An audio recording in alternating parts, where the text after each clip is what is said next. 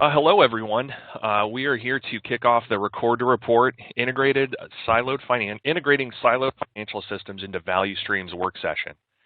Excited to be spending some time with you today with one of my colleagues here in sharing some interesting points of view as what you can do with your organization to really take manual cycles out of your process, and as you'll see today, really take those processes and get them very tightly integrated.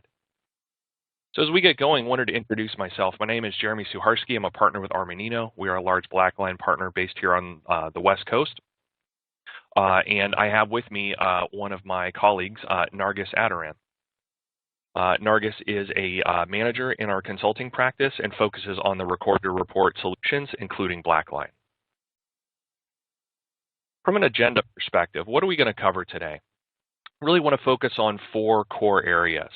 The first, really looking at what are some of the industry trends relative to integrated technology, and what are the business drivers behind these trends. Things like disruption in the market, AI, RPA, integration of systems, etc. So we're going to explore some of these trends and highlight where you might be making investments and thinking a little bit differently about some of your processes. We're going to go through and review what are the components of Record to Report and thinking a little bit differently about your reporting cycle. We're going to talk about some very tangible ways that you can deliver a faster close, improve your compliance, and also enhance your decision making. And last but not least, we're also going to look at some tangible methods that you can use to stitch all of these topics together into a very cohesive strategy to improve your Record to Report process.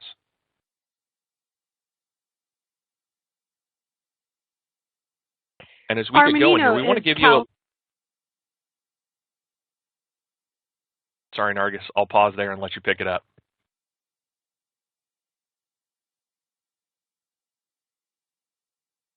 Before we continue with the presentation, I'd like to introduce you to Armanino, which is California's largest CPA and consulting firm. With over 1,600 employees and growing, we have presence across the nation as well as Canada, so we cover all North America. With 1,600 employees and growing, Armanino is California's largest CPA and consulting firm, with employee and office and client presence across the North America. Now, before we get into the details of the presentation, and I turn it over to Jeremy to walk us through the cost of not transforming your financial close process, have you ever thought whether there is a connection between financial transformation and saving a marriage?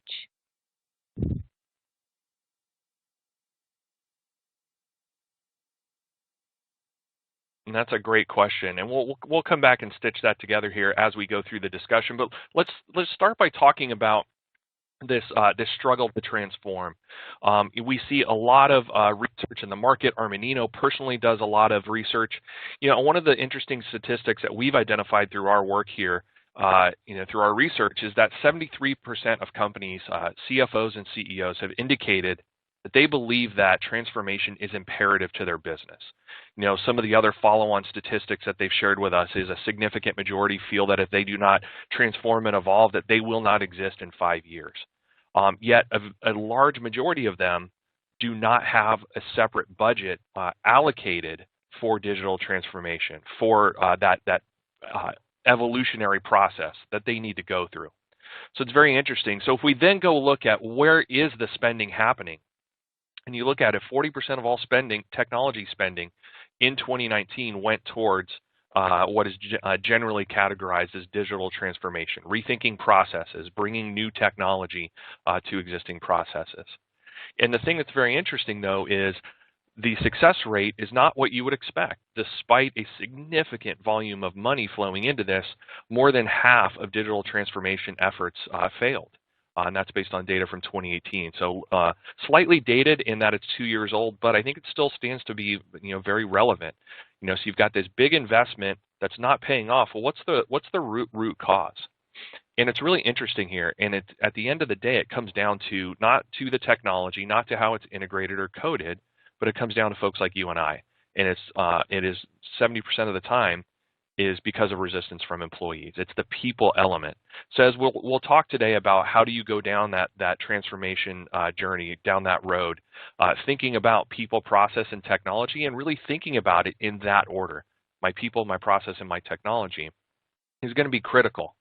So you might be saying, hey, Jeremy, this is great. I'm all on board with you. The struggle is real and we see it, but how do we start to transform? How do I take my organization from where I am to where I need to be? And that's a great question. And the way that we've always looked at it at Armanino is through the lens of the CFO. We're purpose-built to service the office of the CFO, including all things that reside underneath that individual, from that title. And we started to look at this years ago and say, where's everyone spending their time within the accounting organization? And we came up with sort of three areas: the roles, the accountant, the protector, and the business leader. And the accountant is your blocking and tackling. Making sure the books are done completely and accurately in a timely manner. Protector role is things like your FP&A function and your internal audit functions, those forward-looking things. And then the business leadership piece is really, making those, being a part of that C-suite, making those tough decisions, helping to drive the business forward. And we talked with organizations about where they're spending their time and where they're able to spend that effort. And the vast majority are not spending it in the areas where they would like. And so, hey, can we pause here? I don't know why the animations are doing something goofy here.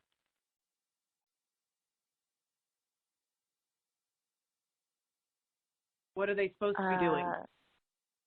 It's supposed to build to look like, if I'm looking at the slide sorter at the top, it should look like that when it's done. And so I'm not sure what it's doing there that's making it goofy, because when I click ahead, it jumps to my next slide and messes with that.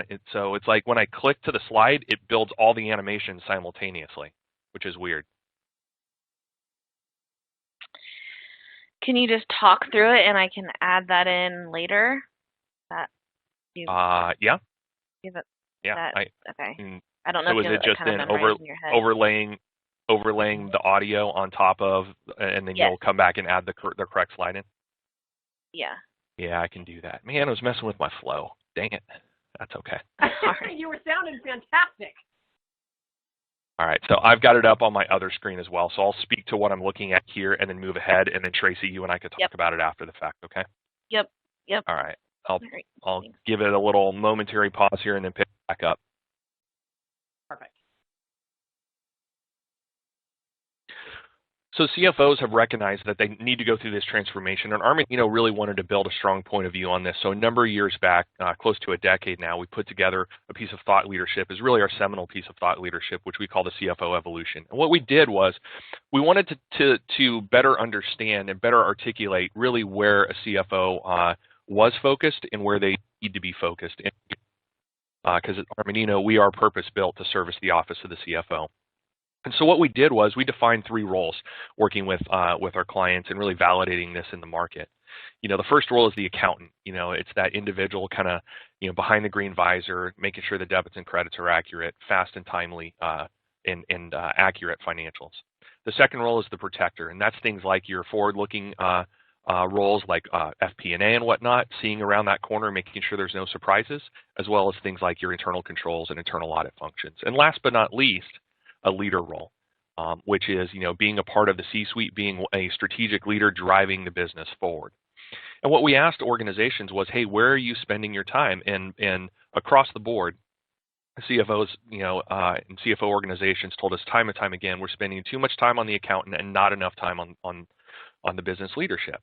So then if you look at that, you ask the natural follow-on question, which is, well, why not?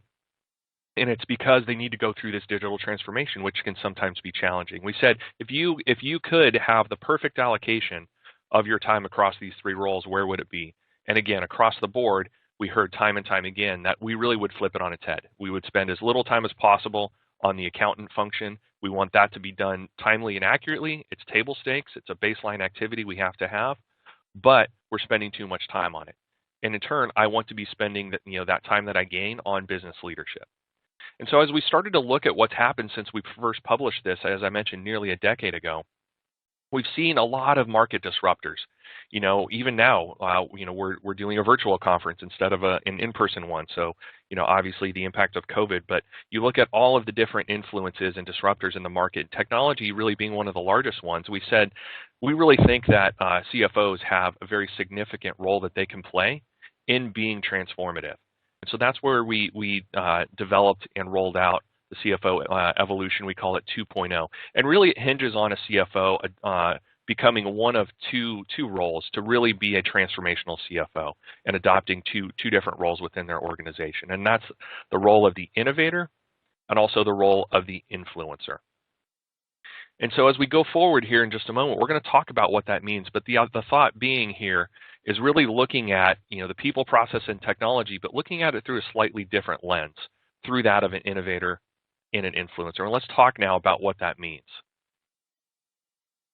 So if we look at it, what is an innovator? A lot of us think of innovation. We think of those examples. We think of Uber, we think of Airbnb, we think of Amazon. You think of these companies that for lack of a better term, it's the big bang innovation. It is something that comes in and flips a market, flips an industry completely on its head, completely disrupts it. In the case of Uber, very impacted by COVID, but prior to COVID, had taken over and revolutionize the way that we look at shared transportation. Same thing with Airbnb, et cetera. So what a CFO should be thinking here, though, as an innovator, is that most innovation is incremental in nature. It's not commonly going to be the big bang. It's going to be constant little improvements that over time build to a substantial result. So really looking at and embracing change across your organization and really getting out of the finance department. Looking at ways to invent new business models, partner with your peers within the business, challenge the status quo, and thinking about how can we then make incremental progress through process changes, through people, and then especially through technology, great technology like Blackline. The other role that a transformational CFO needs to focus on as well is this role of an influencer. It's an individual, at the end of the day, I always joke that all roads lead to finance, lead to accounting, because the activities of the business are ultimately going to flow to accounting, and they're accounted for there. It gives the CFO a phenomenal position to help influence, because at the end of the day, you clearly see where the dollars are going, where the cash is being spent, and you've got a great ability to influence your peers and drive change from that perspective. Thinking about, who are the critical team members, what needs to change, what are the departments that need to be involved, what are the geographies that need to be involved, if that's relevant. But focus on communication and advocacy is going to be critical to really becoming that world-class influencer.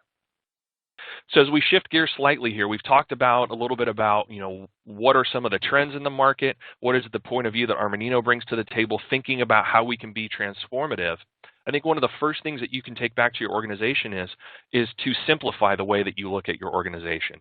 As a professional working in management consulting and strategy consulting, one of the things I commonly see is many organizations with this really, really sprawling list of internal processes.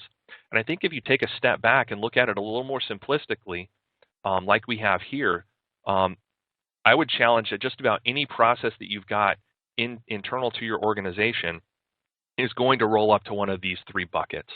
And challenging yourself to look at it more simplistically, I think will, number one, immediately help to eliminate some of the clutter.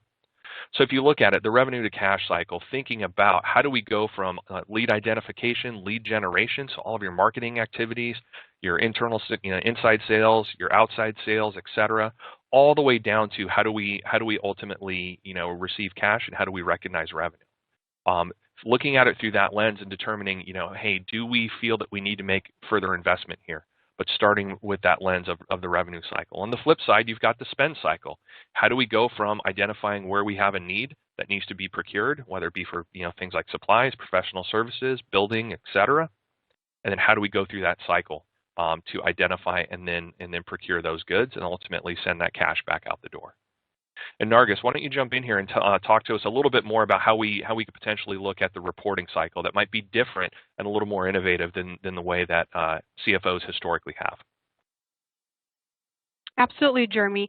What we have historically seen companies do is they do a great job in documenting data and their processes And when it comes time to creating report and meaningful information from the data that they've been documenting, they struggle with getting to that end ideal result. And that's where people spend a lot of time, despite having the most sophisticated systems in place, to generate some good quality reports that answers their question, but also helps them in forecasting and having it look in the future of their business. Armanino innovated this process and thought that this is a theme that's happening across many organizations, no matter what industry you're in, no matter how big you are. This is a key point, and companies think just by having different, great, best in the market solutions in place, they're in a better position as far as making better decisions for their businesses. That's not what we have found. So we put together the record-to-report process, and we broke the silos between the time that you record something in your ERP system or into your system of record, all the way to getting a meaningful report out of your information that you have gathered. So basically connecting different pieces from A to Z by leveraging what you already have in place, and also being the advisor with working alongside with you to give you what are the areas that you can improve and take your business to the next level. We heard a lot, as Jeremy mentioned, from the CFOs that we work primarily with, that they need to reduce time. They need to get more efficient. They want to be more productive with their employees. There are certain things that your employees can do, and they need a human being to make those decisions. But a lot of those activities that we do can be simply automated by leveraging the best tools. And if you can take it to the next level by connecting these tools together and making sure that there are the right business processes in place, you can empower your team.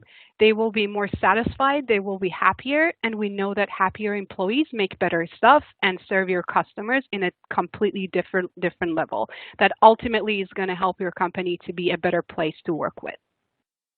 So we talked about the record and what it takes to get everything in your system, like the day-to-day activities. With Blackline, what we bring to the table is we automate the entire financial close process. At Armanino, we can also help you with consolidating your financial information and helping you to better analyze and, as said in the beginning, create more meaningful data to help you better, smarter decision. This all comes with more accuracy and making sure that it's done faster and more efficient. And you're freeing up your employees to focus on more strategic initiatives in your company. Yeah, and that's great information, Nargis. And the natural follow-on question that we always get is, well, what's next? How do I do this? You know, I'm bought in that we need to be transformational. I'm bought in that we need to simplify the way we look at our organization. I'm bought in that our record-to-report process needs to be very connected. Well, how do we do this? How do we go down this roadmap? How do we go down this journey? And I always start with number one. You need to set what the strategy is. What are we trying to achieve here? What are those outcomes that we are trying to achieve? If you go back to the earlier slide where I presented some of those interesting statistics around the dollars, you know, how much spending was focused on transformation, only a 50% success rate, the people being the biggest challenge. Thinking about what you want to ultimately solve for and baking that into your strategy is going to be number one. And there's some great techniques to do that. Armanino, of course, can assist in that. But getting your management team and thinking together and thinking through, you know, what is that universe of possibility for us? Where could we transform? And then from there, determining which ones are of greatest priority to go explore further. From there, going through an assessment process. You know, if you start with sort of a definition of what could be potentially automated, what could be optimized, go through the assessment then to really drill in and use techniques like design thinking, like value stream mapping, to look for ways to re-engineer a process, to eliminate waste, to reduce rework loops. And I think one of the key points is is eliminating pain points. And Nargis hit on that just a minute ago, talking about happier employees, more engaged employees. We see time and time again working with organizations where when we use this approach where we want to make sure we ferret out what those pain points are, it ultimately will directly impact job satisfaction.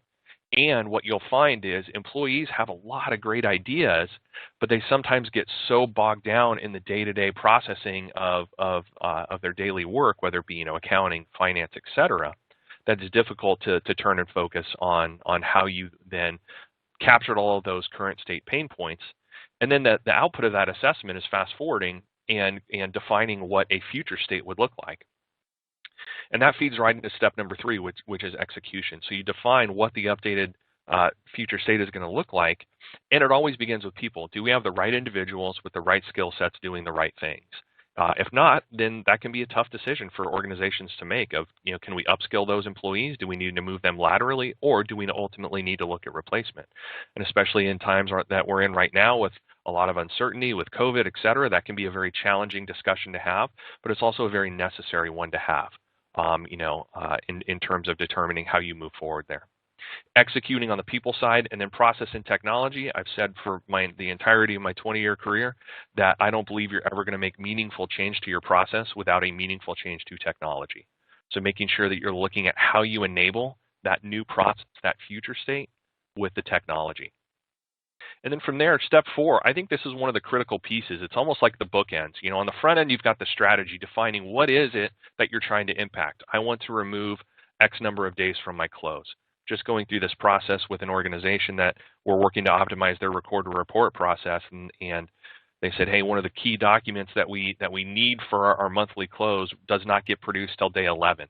Man, if we could pull that forward to day 5, day 7 or day 5, that would be ideal. And so that was really the vision, and we built the strategy around how to achieve that. And once we get done implementing and having them execute on that future state, we're going to go back and measure with them and partner with them very closely to say, can we achieve or have we achieved what we set out to? And table stakes, step 1 was we want to make sure we get to a 7-day, this document on day 7, but wow, wouldn't it be great if we can then further optimize and get it to day 5. And that's where the measurement is going to influence your last step, which is the optimization. The optimization really is a smaller version of what we just described. Strategy, assess, execute, because you're going to go back through that process again. It becomes cyclical. And hey, we've eliminated a lot of waste. We solved a lot of pain points. But is there anything new that's popped up? And can we further optimize? Can we make it even better so we can then press forward and have that final result ultimately achieved? So you're saying, Jeremy, I love it. This is great, but can Armanino help me? You've talked to us about statistics. You've talked to us about a unique point of view, what the roadmap is, et cetera. Can Armanino help? And the answer is yes. And I'll share a little bit with you here, and then before we wrap up.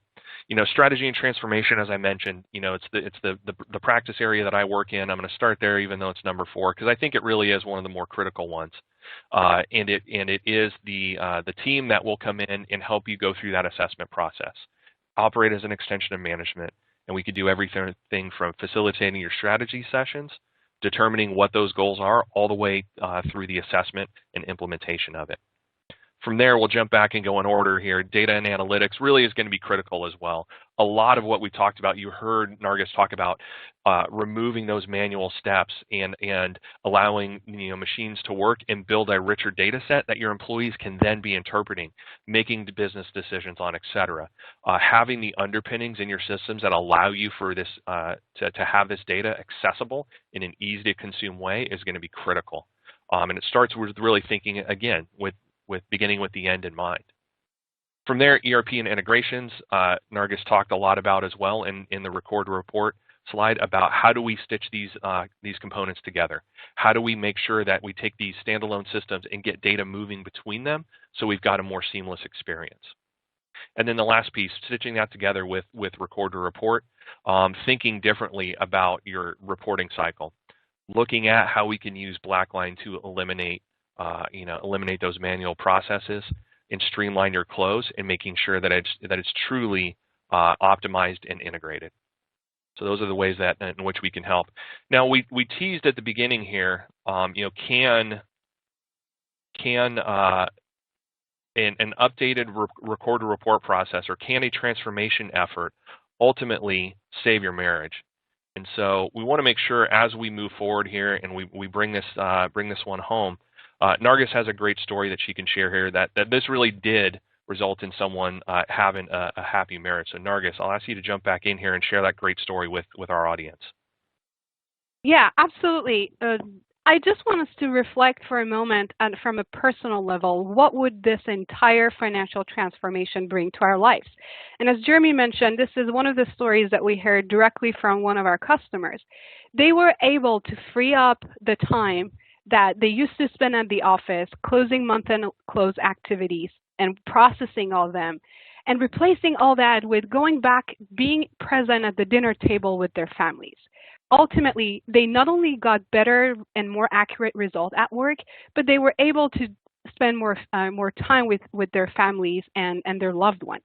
Now, whether you're married or single, this financial transformation brings a lot of efficiencies to your organization and to your personal life. So why not leverage that and let systems and technology take care of the things that it's enabled to do, and let us do the activities that we love and enjoy doing. So with that, I would like to appreciate everyone's. With that, I wanted to thank you all for taking the time to be with us. And all right, so we were skipping slide number 16. I just want to confirm I don't want to wrap it up. I think we're going to skip 15, right? Yep. Yes. Okay, it was showing. So we'll close it out here, and I'll tack on to the end of your comments here, Nargis. Okay. All right. So with that, thank you all very much for your time today. Jeremy and I look forward to connecting with you in the near future. Please come visit us at our booth or reach out directly to Jeremy and I with the contact information you see here. We're really looking forward to a successful long-term partnership together and to hearing from you very soon. Jeremy, any last words? No, I would just say, I think you hit the nail on the head, Nargis, and I was really excited for this session with you. In large part, we get to work together day in, day out, but the comment about the story about the couple who their marriage improved because they were given time back in their day, I just think resonates, especially in the crazy times that we're in right now. So, again, thank you everyone for taking time to listen in today. And as Nargis mentioned, we look forward to seeing you here in the not too distant future.